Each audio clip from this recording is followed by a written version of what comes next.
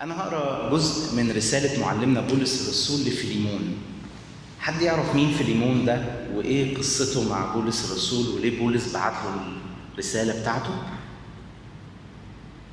في رسالة اسمها رسالة فيليمون في ال14 رسالة اللي كتبهم معلمنا بولس يعني.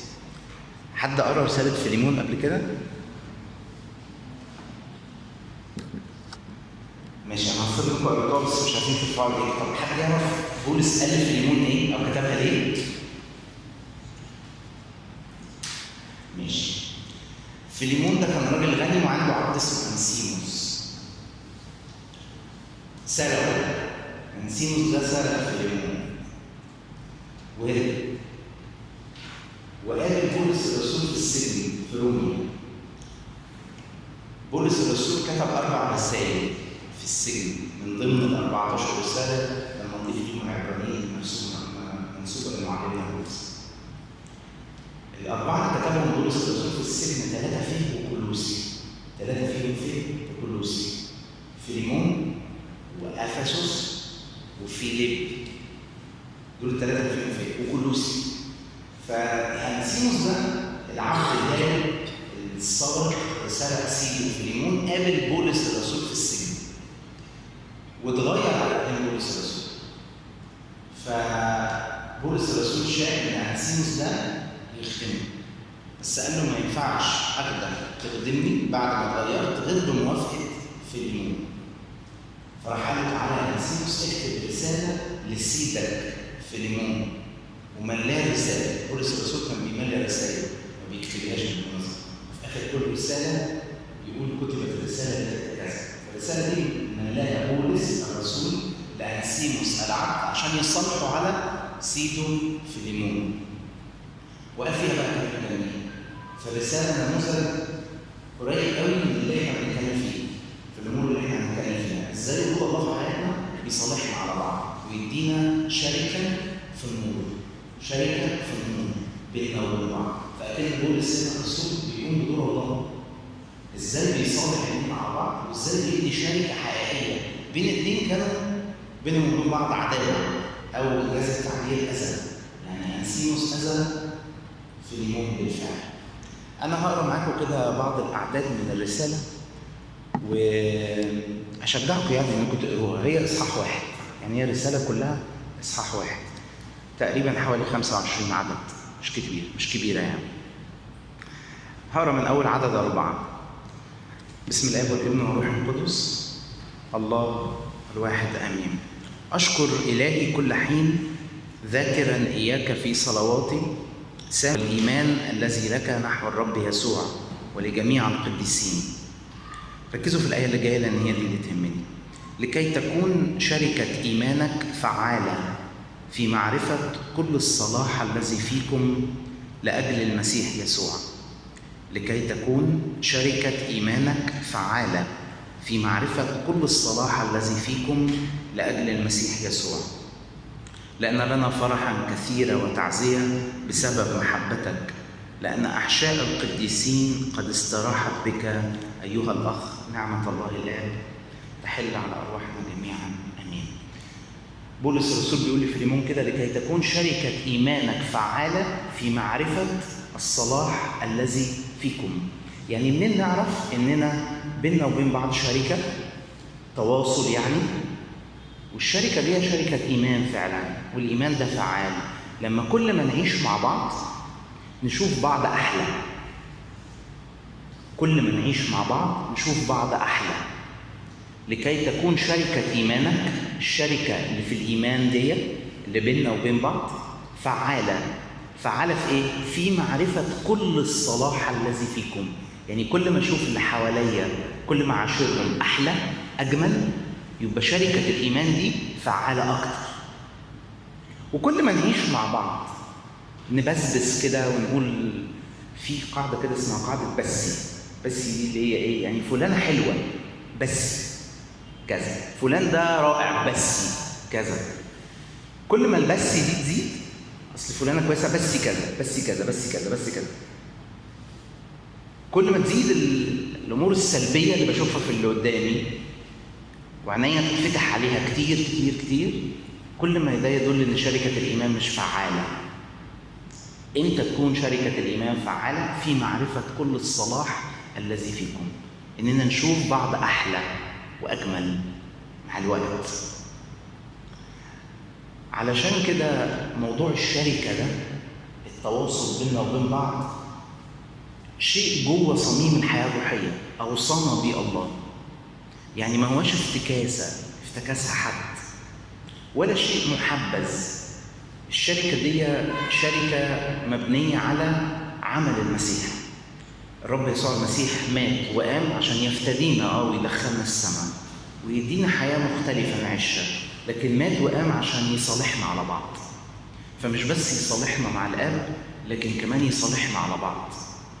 أوقات كتير بتغيب مننا فكرة الشركة دي، أو عمل المسيح فيا لأجل الشركة. أنا أعرف عمل المسيح فيا لأجل السماء، أعرف عمل المسيح فيا لأجله، العلاقة بيني وبينه، ودي هتسمعوا عنها. لكن ما أعرفش كتير عمل المسيح فيا لأجل التواصل بيني وبين اللي حواليا. لا، ربنا مات عشان يصالحنا على بعض. على فكرة الرب يسوع المسيح مات وقام عشان يخلق جو شركة مختلف بيننا وبين بعض. والدليل على كده ان اول لما صعد المسيح وعاشوا الرسل، عاشوا في مجتمع اشتراكي. مجتمع اشتراكي يعني كل شيء كان مشترك بينهم وبين بعض. ده ما كانش موجود قبل كده في الديانة اليهودية. فالرب يسوع عمل نقلة في العلاقة بيننا وبين بعض. عشان كده واحنا بنعيش مع بعض محتاجين نكون عايشين مع بعض من خير المسيح في حياة كل واحدة فينا.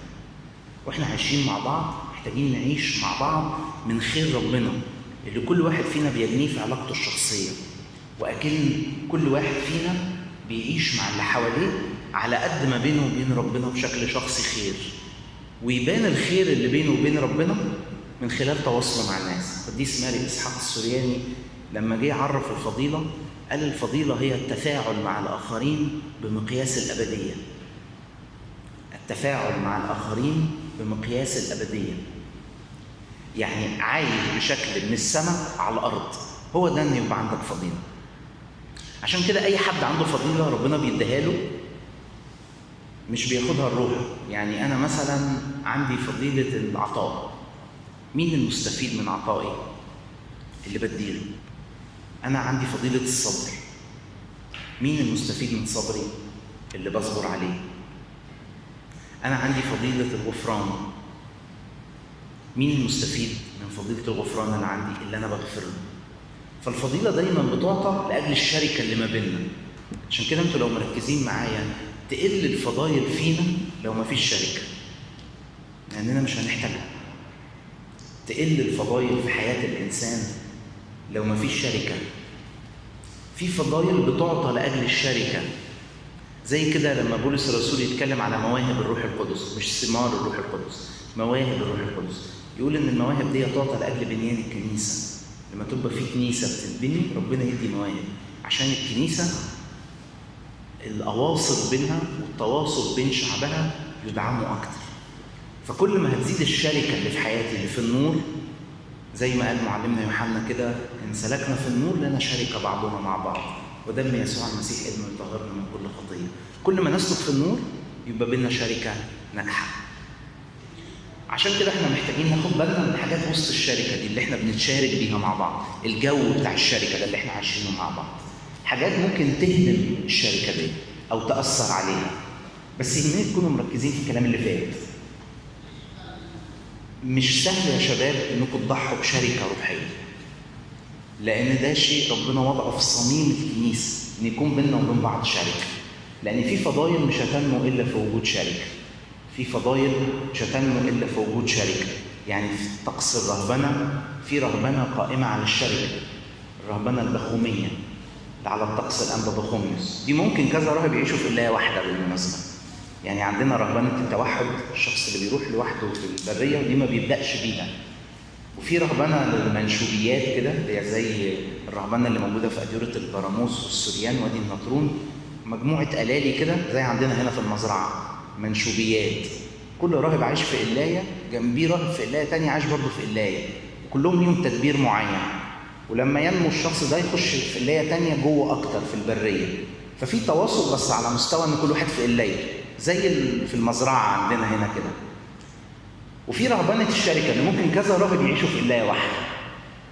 فالشركة حتى جوه صميم الرهبنة موجودة، حتى جوه صميم الرهبنة برضه موجودة. فمهم ناخد بالنا من اللي بيحصل في حياتنا بيضرب الشركة دي. بس الأهم من ده إننا ناخد بالنا أهميتها، إن في نمو في حياتنا هيكون ناقص لو مفيش شركة إيمان فعالة بيننا وبين إخواتنا.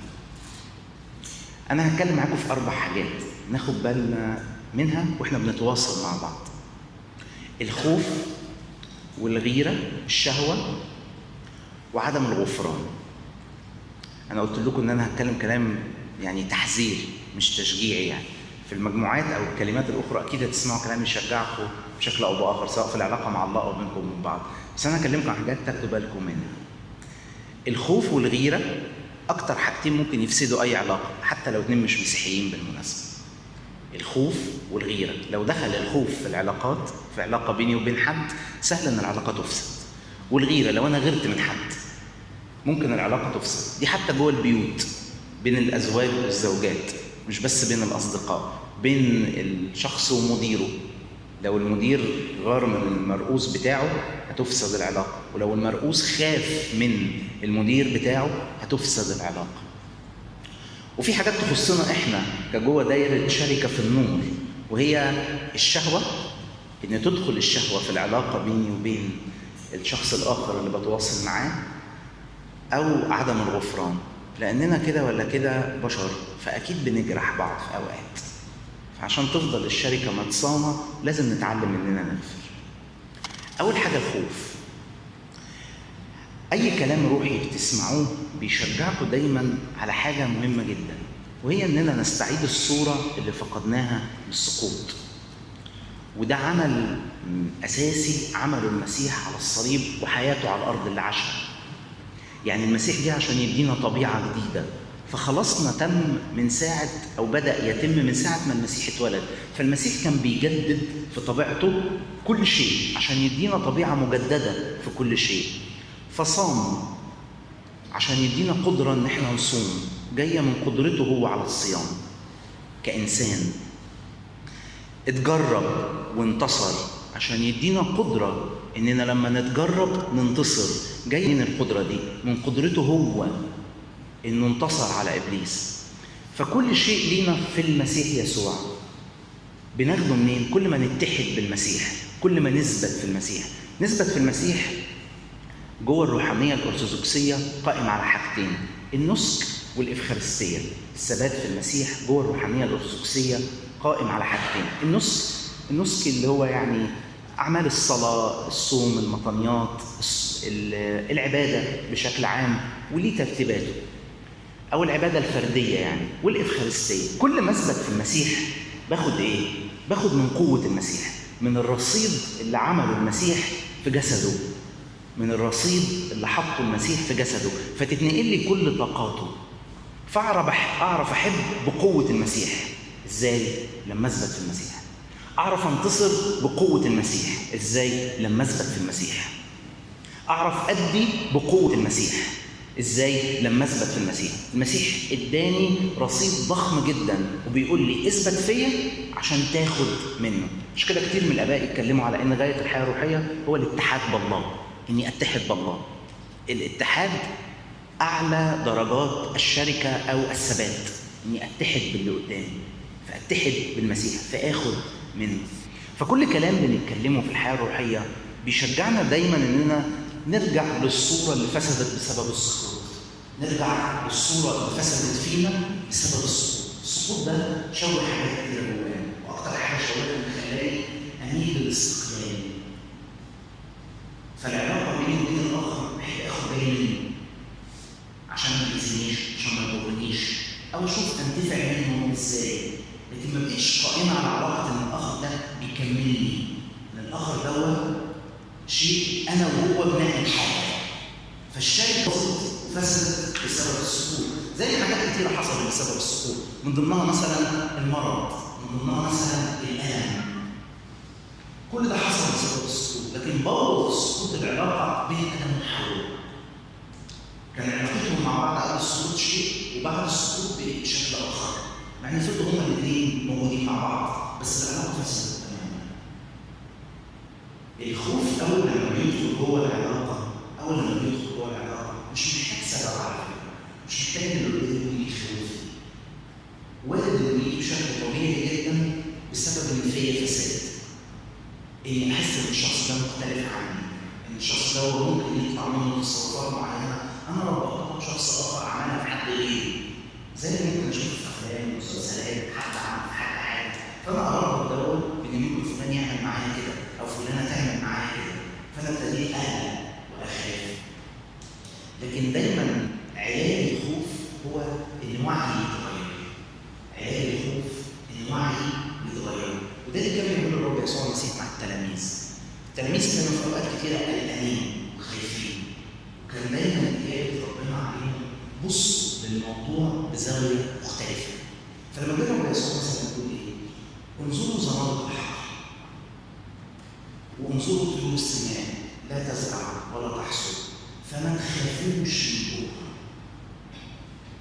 ما تخافش من بكره، اطمن لان ابوكم السماوي بيقيد دول، فكم انتم افضل من عصافير الجزيره. ايه يقصد ربنا يوصله؟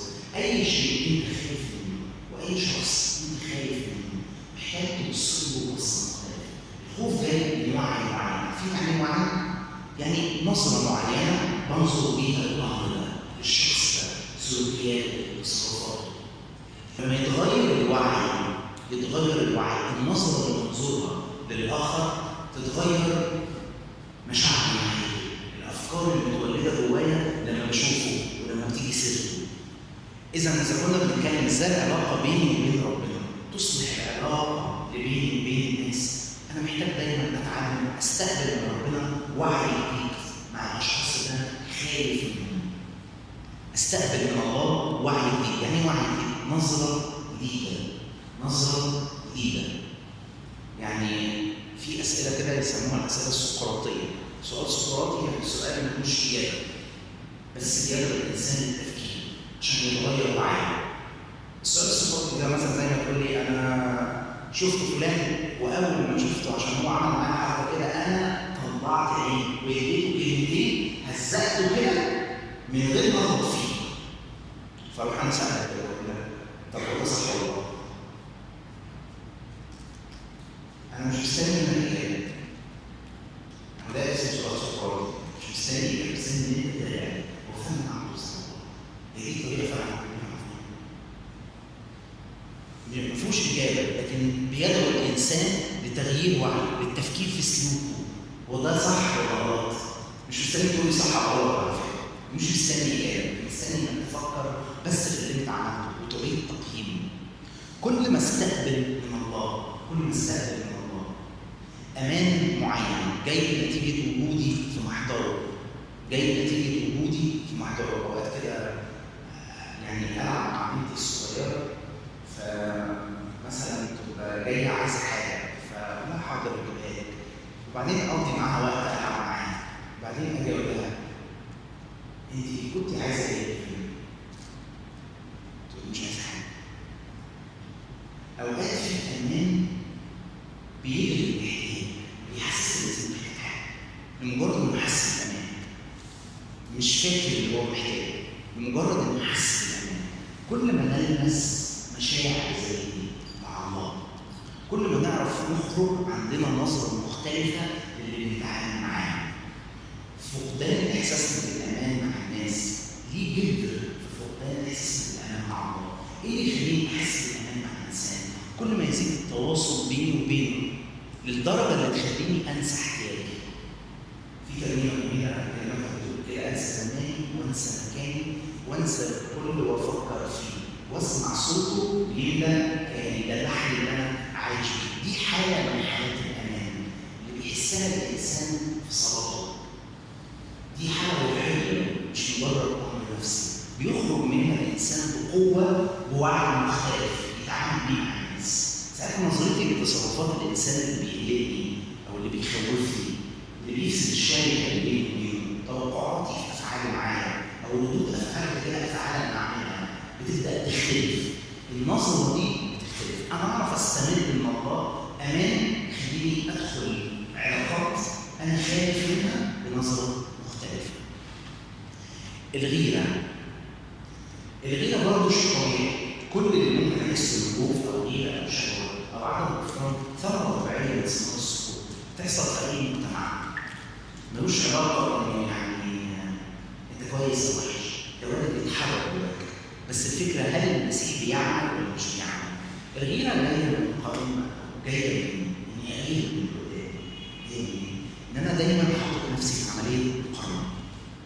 دايما حاطط نفسي في عمليه مقارنه، وكأن انا كويس طبقا لاني بتعامل مع اللي حواليا اللي هم في نفس مستواي، فانا افضل. فلو واحد معاه مثلا مليون جنيه لكن ساكن مثلا في كومباوند كده في القاهره مثلا زي الحاجات اللي زي كده، هو بالنسبه للمتوسط المليون جنيه اللي معاه بالنسبه للناس اللي عايشه معاه هو اقل حاجه عندي مليون، هو بالنسبه له فقير.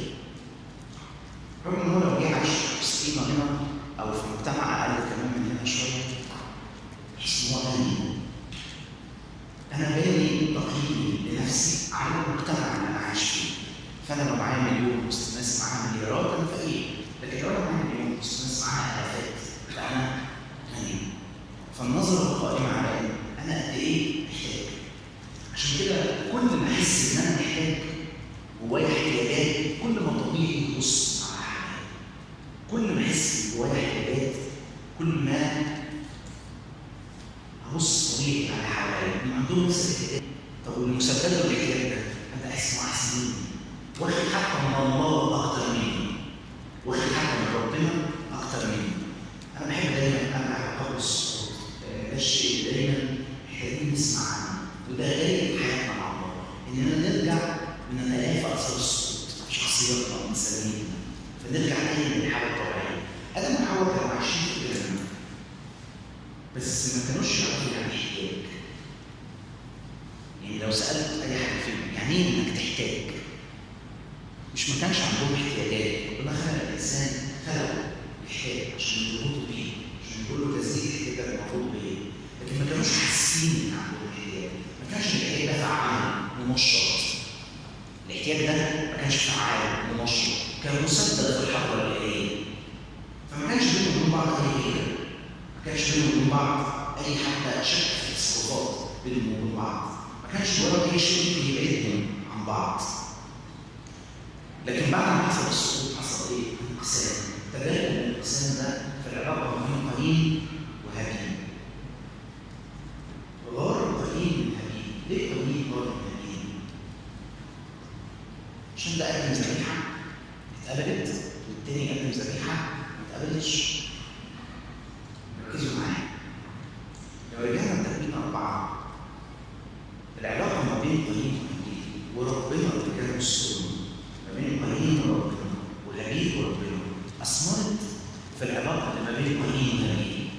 إيه؟ العلاقة اللي ما بين هابيل والله والعلاقة اللي ما بين قايين والله نتيجتها طلعت ولادت في العلاقة ما بين قايين وهابيل. تكوين 4 بيقول إن ربنا قال من قايين وهابيل قدموا ذبيحة.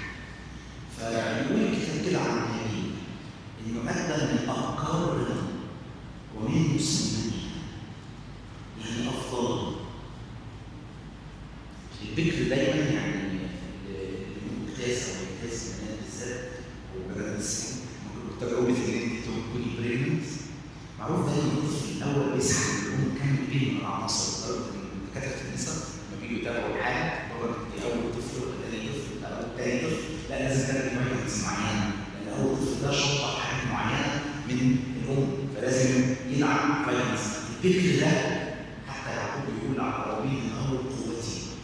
يقول الكتاب ان قايين ادى من ابكارنا ومن مسمانا، يعني اللي باين فيه الخير قوي قد الذبيحه الفتاه.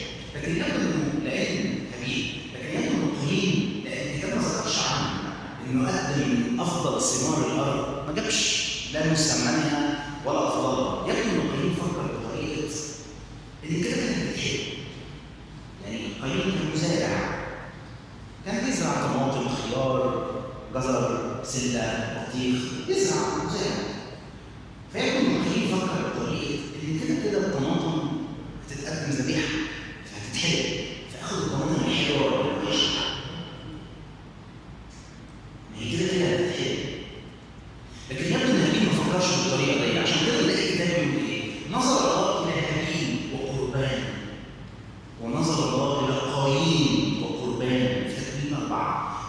بص على قلب هابيل قبل ما يبص على القربان، وربنا بص على قلب قايين قبل ما يبص على القربان.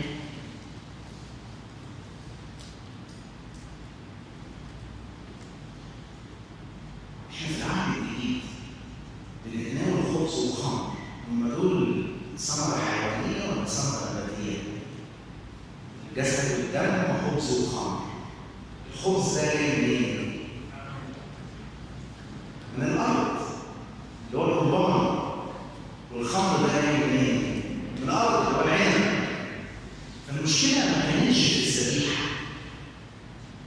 أنا مش بنكر ذبيحة الإنجيل، كانت إشارة لذبيحة المسيح زي ما سمعنا في ابتدائي في مدارس الأحد، مش بقول ده غلط. بس المشكلة ما كانتش في الذبيحة، على قد ما كانت في القلب اللي يقدمها.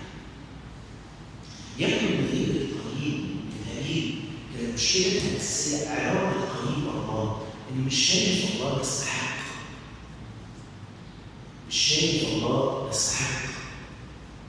وظهر ده في علاقته مع هابيل، لأن ما بيديش الله من ثمار حياته، من أفكارها، من مسميها. ده العلاقة كان طبيعي يحس بالغيرة تجاه اللي حواليه، ويحس إن ربنا مبارك اللي حواليه أكتر منه. عشان كده كل ما استمتع ببركة الله. يعني إيه الله يباركني؟ يعني ربنا يطلع لي اللي في قلبه ويدولي. طب ليه أو إزاي أنا أقبل؟ بقول كلمة كتير على إنك أبارك الله. باركي يا نفسي الله، مزمور 103. يعني أنا أبارك الله. المفروض الله يباركني زي أنا أبارك. يعني لما تتفتح جوه قلب الله الحاجات الحلوة اللي ليا وتجيلي اسمه باركني. ولما توصل لي بركة ربنا بتتولد جوايا أنا برضه ناحية ربنا حاجات حلوة، فاسمي بارك. فالبركة معناها خروج الحاجة الحلوة من الشخص للشخص اللي بيبارك. ربنا هو قال حاجات حلوة ليه؟ لما هادي يوصل لي اسمه باركني. ولما توصل لي الحاجات الحلوة دي تتولد أنا برضه جوايا حاجات حلوة. لما عبرت له عنها، لما قدمها له اسمي بارك.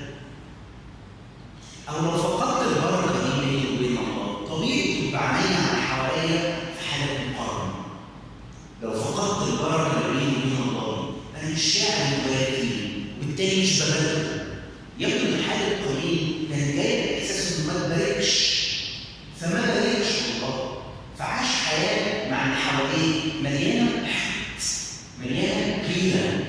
راح ربنا رد على قايين وقال له إيه؟ قال له ولا يهمك، عشان أنا ما باركتش غيرك، إن أحسنت فأنا أفهم. إن قدمت زي أخوك، بقلب أخوك، بذبيحة أخوك، مش هنختلف. أنا هفهم، أنا هقبل. وإن ما أحسنتش أو ما عملتش كده، فعند الباب وعند الباب خطية الله، وإليك اشتياقها. عشان نتكلم شوية على الشهوة. إليك اشتياقها، مين اللي مشتاق لمين؟ الخطية اشتياق، إليك اشتياقها. يعني لما أقول لولد منكم البنت دي إليك اشتياقها، يبقى هي مشتاقة. صح برضه؟ إليك اشتياقها. خطية هي الاشتياق، هي العذاب، لكن أنت تسود عليها.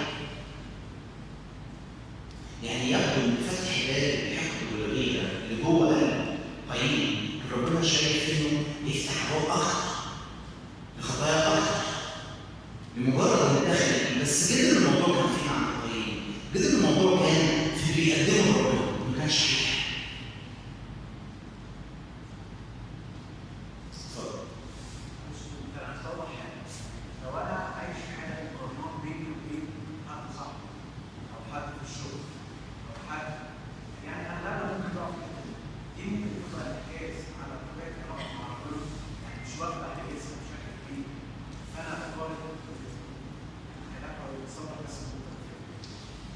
هو احنا اتفقنا اننا كاولاد وبنات الله، فالله هو مصدر الحياه. فبالتالي هو اللي بيتحكم في سلوكياتنا وتصرفاتنا. في شخص ممكن يكون انتمائه لبلد معينه، ما كانش ثقافه معينه، هي اللي بتتحكم في تصرفاته. لكن لان الله هو مصدر حياتنا، فهو الشيء اللي دايما بنحاول نتعلم ان لما المسيح يتجلى فينا يحصل حاجه التجلي، ان ربنا يظهر فينا. زي ما كنتوا بتتكلموا، يظهر عمل النعمه في اواني مليانه عيوب. يظهر ازاي عمل النعمه في حوالين مليانه عيوب؟ لما يشكل فيه زي ما انت بتقول تشكيلك هو برضه لما يشكل فيه يبان برضه التشكيل ده ازاي؟ في السلوك ده فقط. فاكيد مشاكل مع اللي حواليا ظلم مشكله بيني وبينهم. اكيد مشاكل مع اللي حواليا ظلم مشكله بيني وبينهم. مش كده لو ارتاحت علاقتي بالله بشيء او اخر تدريجيا بترتاح علاقتي مع اللي حواليا. بشكل او باخر بترتاح علاقتي مع اللي حواليا. فممكن يكون الخوف والغيره اللي موجوده في حياتي مش عشان فلان احسن مني وانا اقل منه، لكن يمكن مشكلتها الاكبر ان انا مش جوايا ولا اقدر حاجه لاني مش حاسس ان هو مباركني. يعني ممكن شخص مش حاسس ان الله مبارك مهما خد في الدنيا ما يقدرش وما ينسكش، لكن ممكن شخص لو شعر ان الله مبارك حتى لو كان كل اللي حواليه باين انه احسن منه لكن مع ذلك ما يقدرش وما يحسش. العلاقه اللي بين الحوالي ظلم. عارفين كده زي لما تيجوا تصوروا نسخه كده على مكنه التصوير، لو الورقه اللي انتوا بتطبعوها على طبعين دي الاصل يعني الاوريجينال فيها خط اسود كده بالعرض، اي صوره بتطلع فيها خط اسود لان الاصل فيه خط اسود. فاي صوره بتطلع اي علاقه بتطلع ممزوجه بالشكل ده. لكن لو الاصل ما فيهوش امسح الاصل اللي انت بتصور منه، امسح الخط ده من الاصل اللي انت بتصور منه، هتلاقي كل الصوره طالعه وارد تطلع مشوهه بس يبقى العيب في المكنه مش في الورقه. المكنه بتطلع لكن الاصل سليم فنقدر نعالج الامر. لكن هنعالج ازاي اذا كان الورقه اللي انت حاططها تتصور فيها مشكله؟ ولا تكون فيها ضعفات، ولا تكون فيها مشاكل، ولا تكون فيها اثار من التربيه بتاخد حركتها جواها بتفرض نفسها، وارد انها تتعالج. لكن كل ده معناه ان المشكله في المكنه بتطلع ورقه، وارد انها تتصلح او نغير المكنه نطلع ورقه افضل. لكن لو المشكله في الورقه الاساسيه اللي انا بحطها في مكنه بصور فيها هتطلع في النهايه ورقه فيها الاثار دي. انا متشجع اكتر ان اشارككم ازاي علاقتي مع ربنا بتفهم عن الحياه. زي ما قلنا كده بولس هو بيتكلم عن فيليمون عن انسيموس، يقول له عشان تكون شركه ايمان فعاله في معرفه الصلاح الذي فيكم، اننا كل ما نعيش مع بعض نشوف بعض احلى، نشوف بعض اجمل. ده جاي منين؟ جاي مننا احنا، من علاقتنا احنا بربنا. الموضوع مش علاقه باللي قدامي، الموضوع ليه علاقه بعينيا. الموضوع مش علاقه باللي قدامي، اصل ده كذا، اصل ده كذا، اصل ده كذا. الموضوع ليه علاقه بعينيا انا. بعينيا انا. اي شخص بيمارس اي نوع من الفن يعرف الفكره دي. الفنان دايما فنان في ايه؟ بيشوف الموضوع بزاويه مختلفه. بيشوف الموضوع بزاويه مختلفه. لو جه على كوره وشوط كوره ضربه حره مباشره على الجون، اللي باين حارس مرمى واقف في المنصات حيطه قدامه من كذا لعيب سته. فالموضوع بالنسبه له يعني عشان الكوره تخش في جون وتتحصل بالشكل ده كله صعب جدا. بس هو شايف الموضوع بزاويه مختلفه، شايف حركه الكوره بزاويه مختلفه. كان في لعيب زمان كده اسمه بيليه جوهر السوداء، لاعب زمان لما جه المدرب بتاعه يعلمه شوط ضربات حره كان يقسم له الجون بتاعه ارقام، يعني يعمل مستطيلات كده مربع واحد مربع اثنين مستطيل واحد مستطيل اثنين ويقول له من بره ال 18 كده 18 رياضه بره ال 18 رياضه كده شوط الكوره وهدف في المربع ثلاثه. فيشوط الكوره يقول له هدف سكرو، انا عايز الف عشان لو في حته قدامك تطلع فوق. فيشوط الكوره سكرو جاب في المربع. بص الموضوع بزاويه مختلفه. الموضوع له علاقه بعينيك مش له علاقه باللي قدامك في كذا ما فيهوش كذا. الشركه الناجحه مش عشان احنا حلوين وملائكه. الشركه الناجحه مش عشان احنا حلوين وملائكه. الشركه الناجحه ان عينينا شايفه بعض بشكل مختلف. فالموضوع عشان يبقى بيننا وبين بعض شركه حقيقيه فعاله ليها علاقه بعينيك اللي شايفه الصلاح اللي قدامك. اوكي؟ الخوف والغيره، الشهوه.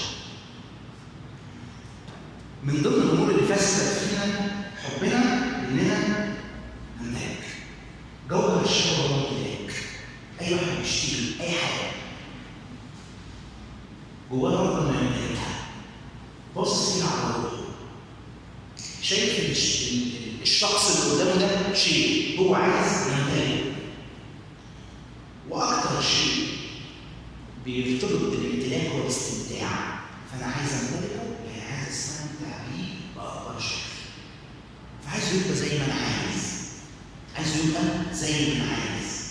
فانا اشتريت مثلا يكون عندي عربيه، وعايز من كتر ما اشتريتها وجبتها عايز كمان استمتع بيها، اتلذذ بيها. الشهوه القائمه على حب اني امتلك، اني عاوز الشيء ده جدا لدرجه ان انا يبقى بتاعي. اي عيل صغير بره ما بيتعامل مع كده دايما تسمعوا منه دي بتاعتي، محدش يلعب بيها غيري، حتى ماما دي بتاعتي، بابا ده بتاعي، ما يلعبش مع حد تاني. مش كده برضه دايما طبيعي ان ثمار السقوط تبان فينا، محدش يتضايق من نفسه من جواه حاجه بالشكل ده. مش معنى كده انها صح، دي ثمره من ثمار السقوط، بس الفكره ايه مدى عمل المسيح في الامور اللي زي كده؟ ولا تكون العين بصه عايزه تمتلك اللي قدامها، عايزه تستمتع بيه، عايزاه على مزاجها بالصوره اللي هو عايزها. لكن زي ما بتقول الترنيمه كده ايه، عين طول اللماحه تهرب من العيوب، عين طول اللماحه تهرب من العيوب. فكمان الترنيمه بتقول ايه، تحمل في مساحه من نور المحبوب. لما تتوقف العين اللي فيها شهوه دي بتروح العلاقه بينه وبين الشخص حته تاني. لما تتوقف النظره اللي فيها شهوه دي، الموضوع مش موضوع ان وقفت الشهوه اللي بيني كولد تجاه بنت او بنت تجاه ولد، او حتى تجاه الاشياء اللي انا بشتريها عشان امتلكها. الموضوع موضوع ان يستعمل الاشياء، والعلاقه دي بتروح حته تاني لما تتحرر من الشهوه دي. عشان كده دايما محتاجين نتعلم اننا نستقبل الامور من عند ربنا. هقول لكم يعني كده على السريع، صعب جدا انك تصدق ان الامر اللي انت بتاخده من عند ربنا لما يوصلك ان ما كنتش بتصليه في الاول. يعني في اوقات كتير الواحد بياخد بركات كتير بس ما بيبقاش مصدق قوي انها من عند ربنا، زي لما يكون اهل بياخدها بيصلي. لما بتيجي الاشياء ثمره الصلاه غير سهول الانسان فعلا ان ربنا مبارك بالشيء ده. لكن ياما خدنا اشياء ربنا صلى يمكن ما اثرتش فينا قوي، لكن اللي بيبني علاقتنا مع ربنا قوي هي اننا نتعلم نصلي للحياه قبل ما ناخدها، نتعلم نصلي للحياه قبل ما ساعتها فرحتنا بيها تبقى جزء صغير من فرحتنا بربنا. ساعتها فرحتنا بيها تبقى جزء صغير من فرحتنا بربنا. عايز تتحرر من امتلاك الشيء الموجود في حياتك، محتاج انك تتعلم تاخد ربنا. عشان تاخد ربنا محتاج انك تصلي. احنا حتى الان يمكن مش مدركين قوة الصلاة، بس انا عايز اقول اننا صلينا لكنها حقيقية. احنا ليه بنصلي؟ ليه بنصلي اصلا؟ ليه بنطلب طلبات ونعبر عن اشتياقنا في الصلاة؟ لأن في حياة بديهية عن الزمن إن الصلاة بتتم من شيء الله. الصلاة بتتم من شيء الله. ياما في أمور كتيرة ربنا عايز يسمعها ما بتتنفسش عشان مفيش صلاة مرفوعة. يعني مسافة ما بين أسيوط وأسوان يمكن أدنى مسافة من أسيوط واسكندرية، يعني معدية 600 كيلو مثلا 500. المسافة ما بين أسيوط ووادي الجديد حوالي 200 ميل 300 ميل الخارج. لكن مفيش قطر بيروح الوادي الجديد، لكن في قطر بيروح أسوان. رغم إن المسافة من أسيوط لأسوان أبعد من المسافة من أسيوط للوادي الجديد، لأن مفيش قضبان. أو القضبان دي هي مشيئة الله. القضبان دي هي الصلاة. أكيد القطر ده عشان يوصل هو مشيئة ربنا. واللي بيوصل القطر ده هو القضبان. مفيش قضبان فمفيش قطر. لكن لو في قضبان مهما كانت المسافة بعيدة، مهما كان اللي انا بطلبه ده بعيد قوي عن حياتي، ان العلاقة تكون طاهرة، ان النظرة دي تكون طاهرة. الصلاة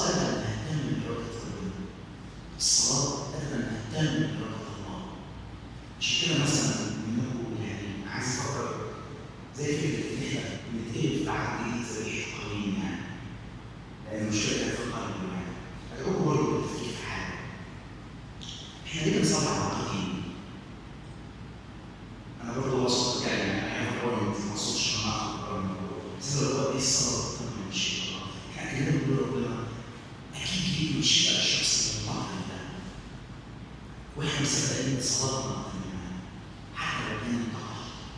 ده دورنا، ده محبتنا ليه. الراجل ده ما ماتش او الست دي ما ماتش بدون صنع. الراجل ده ما ماتش بدون صنع واحنا صنعه. ما ماتش بدون عمل محبه، وهي محبته الرب ظاهره قدامنا. فاحنا ليه بنصلي ليه؟ عشان نقول لك يا رب تمم مشيئتك، واحنا مصدقين ان جوه مشيئتك صلاتنا. فده دورنا ان احنا نصلي رغم ان الشخص منطقه، لكن مع ذلك احنا مصدقين ان صلاتنا مش هتتغير، بالعكس هتكمل. مش بتقول ان صلاتنا هتتغير ولا هتتغير خلاص الشخص عرف خلاص، لكن مصدقين صلاتنا هتكمل ولا هتتغير. فبالتالي الصلاه ده تكليف، التزام، محبه موجود جوانا.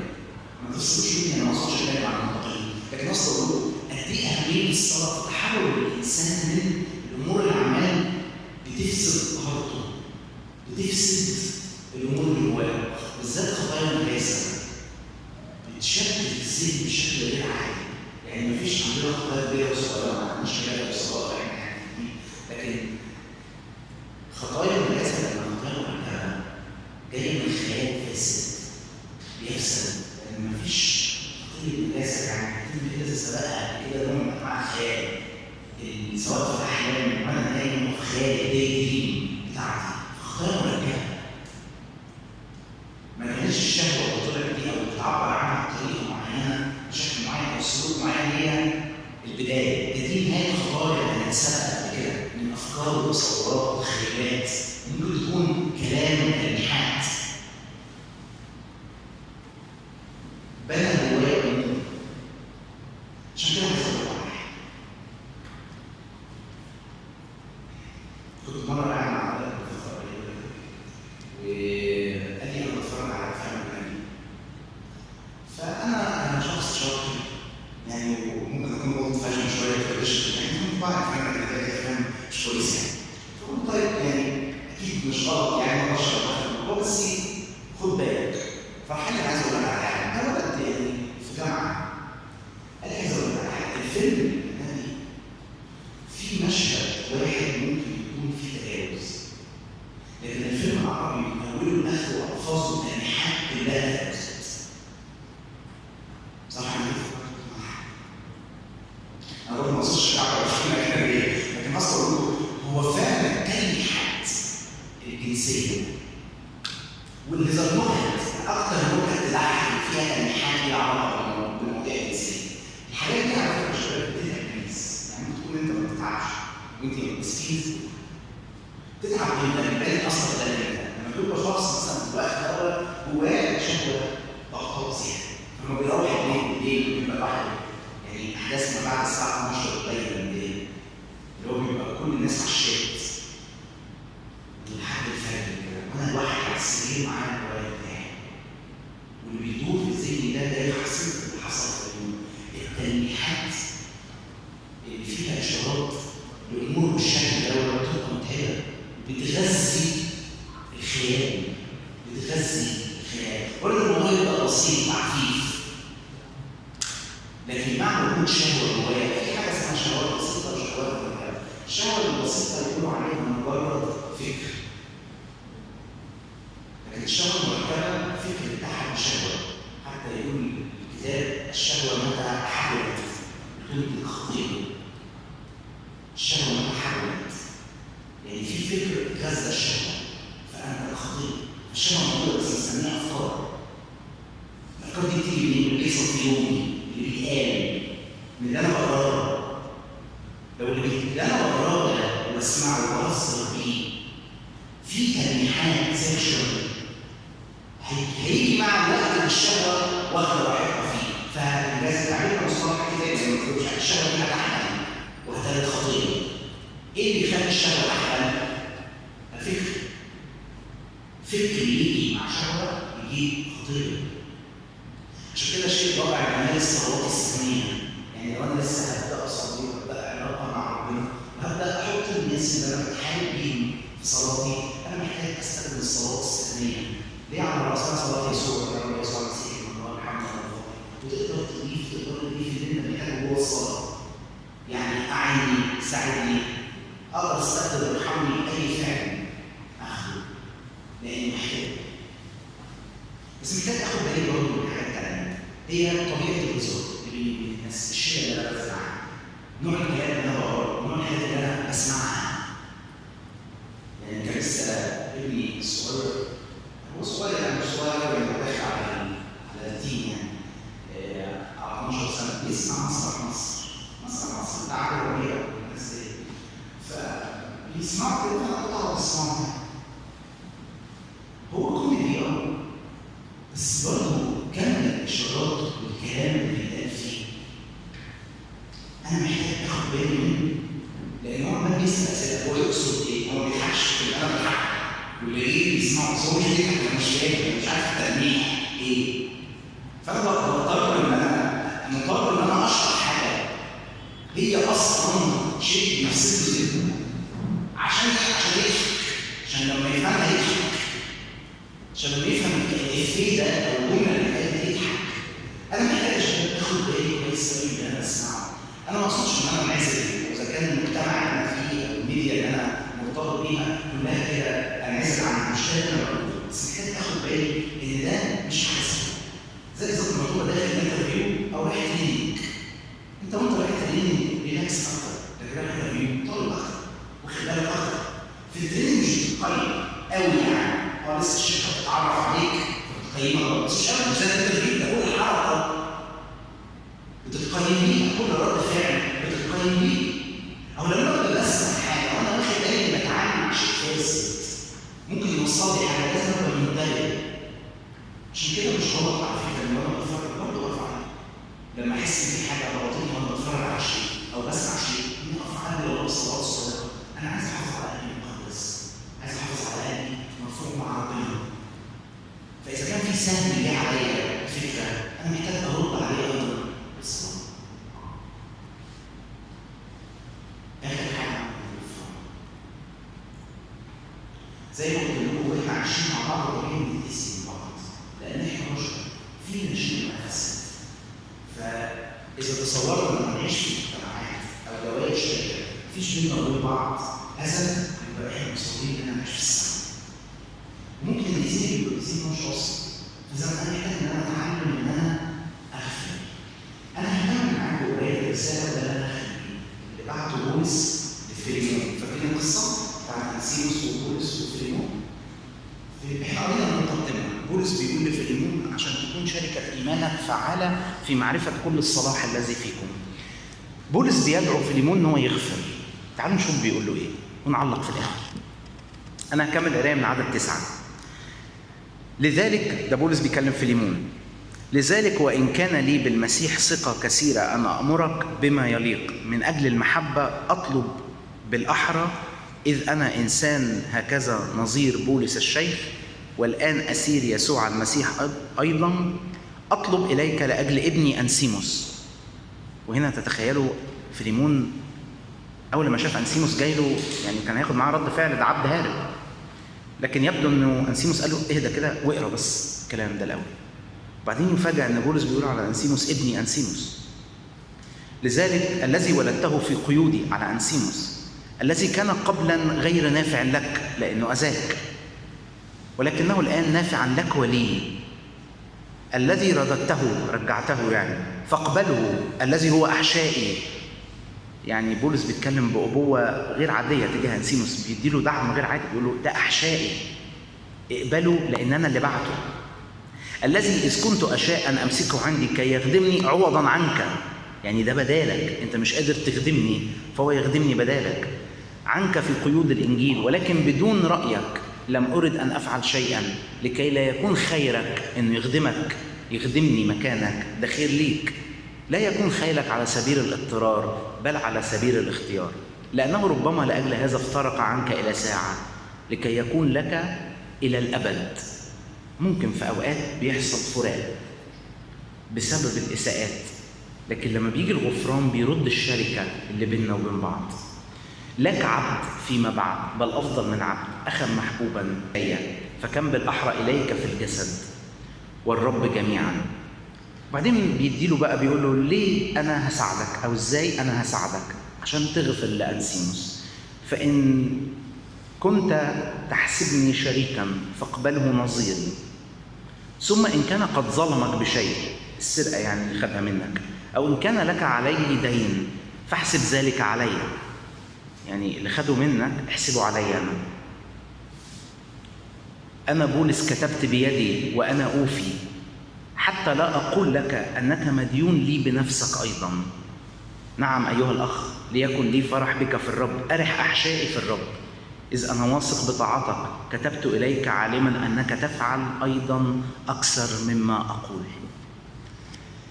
وإحنا بندور على الغفران محتاجين نفهم ربنا طلبنا بالغفران بأنهي آلية. إحنا نفسنا نسامح، بس ربنا لما طلبنا إننا نسامح كان مدرك إننا نغفر لبعض ده عمل إلهي مش عمل بشري. مفيش بشر يعرف يغفر للتاني. فلو انت مستصعبه انك تغفري لواحده صاحبتك او انت مستصعب انك تغفر لواحد صاحبك ده برضه طبيعي، لان الغفران عمل الهي. بس دايما ربنا في كل مره اتكلم عن الغفران ربط غفراني لاخويا بغفرانه ليا، وما ينفعش الفصل ما بين الاثنين. يعني لما اجي اتكلم مع حد ويقول لي انا مش قادر اسامحك فاقول له ربنا سامحك ويقول لي ايه العلاقه؟ لا في علاقه. بولس هنا بيقول لفيليمون كده، بيقول له إن كان قد ظلمك بشيء أنا أوفي، أنا معترف إنه ضايقك وظلمك، بس احسب ذلك عليا. يعني المعادلة الروحية هتخليك تربط اللي حصل فيك باللي حصل بيني وبينك. إن ما كنتش عايز أقول لك إنك مديون ليا أصلاً بحياتك، يعني خد من الدين اللي ليه عليك، من الدين اللي ليه عنك، اسحب من الرصيد. لو انا عايز ادخل النقطه دي جوه تدبير روحي هقول لكم على حاجه. لو انتوا عايزين تغفروا لحد احسن وقت تصلوا فيه انكم تغفروا انك تغفر لحد بعد ما تتوب، بعد ما تقدم توبه وانت في عز امتنانك لله انه سامحك. ده احسن وقت تصلي فيه ان انت تسامح. الموضوع مربوط بتوبتي. لو انا مش بتوب صعب ان انا اغفر، لان انا ما عنديش رصيد من غفران الله اللي بيجي لي بالتوبه. الله لما غفر لي دون ان استحق، فانا بتعلم يعني ايه اغفر لشخص دون ان يستحق. نفس مشاعر الامتنان لله. عشان كده التوبه اللي فيها تسديد الغفران، لو انا تبت ربنا صدق. التوبه معناها ايه؟ التوبه معناها ندم على اللي انا عملته برجاء. يبان الندم في دموعي، في احساسي من كلماتي اللي فيها يعني انا اخطيت فعلا ومش ببرر ذاتي، لان لو بررت ذاتي ما بقاش فنان. لكن يبان الرجاء في التوبه لما اقول يا رب ساعدني في البدايه، لما اقول انا اخطيت بس انا مشكلتي مش في اني اخطيت. دم يسوع المسيح طهرني من كل خطيه. مشكلتي مش في اني غلطت، مشكلتي الحقيقه في اني غلط. فانا محتاج معونتك. هنا انا بتنقل من ندم التوبه لرجاء التوبه. تخيلوا في وسط المشهد ده انا بصادف ان انا اغفر. قد ايه الرخيص اللي اتعمل فيا قدام اللي انا عملته ده. انا لسه ندمان. الغفران مش سهل ان انا اعمل المتلازمه دي، لكن كل ما بلسه مع الوقت يبقى سهل ان انا اغفر. اعمل حاجه قريبه من الغفران. مش لازم اني عشان غفرت ان العلاقه تسترد. العلاقه عشان تسترد محتاجه اللي قدامي يكون معترف بغلطه. لكن لو افترضنا ان اللي قدامي مش معترف بغلطه مش هتحصل مصالحه، لكن ممكن يحصل غفران. الطبيعي ان المصالحه جايه من غفران وتوبه الشخص اللي اخطا فيا، لكن لو الشخص الاخر مش ندمان اللي عمله فيا انا محتاج الغفران. لان عدم الغفران عامل زي شخص بيشرب السم وعايز اللي قدامه هو اللي يموت. انا اللي بشرب السم وعايز اللي قدامي هو اللي يتقتل. اجيب منين الغفران؟ الغفران ده عمل الهي ما يجيش الا من العلاقه مع ربنا. اجيب منين اني ما اشتكيش اللي قدامي؟ ده عمل الهي. اجيب منين اني ما احقدش؟ برضه عمل الهي. واجيب منين اني ما اخافش؟ برضه عمل الهي. العلاقه بيني وبين الله بتثمر فعلا في العلاقه بيني وبين حواليا. عشان كده ربنا عايز فعلا يستخدمنا على قلبه يعني، هيستخدمنا من نشتغل فيه. شكرا لكم مركزين، ربنا يديكم